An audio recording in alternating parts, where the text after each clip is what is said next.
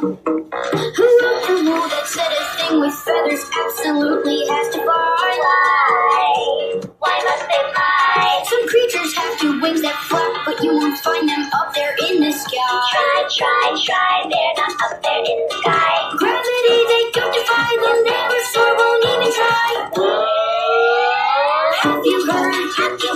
Flightless bird, with wings that flap, they've been supplied, but after that things went awry. Well, have you heard? Flightless bird, they're quite content, they're on the ground. To see them, don't look up, look down. Ostrich, kiwi, penguin, emu, They all can't fly. Little girls know.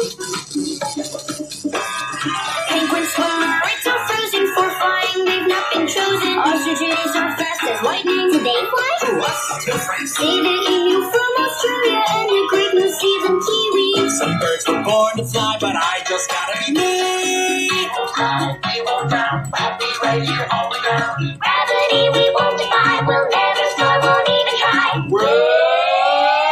Have you heard?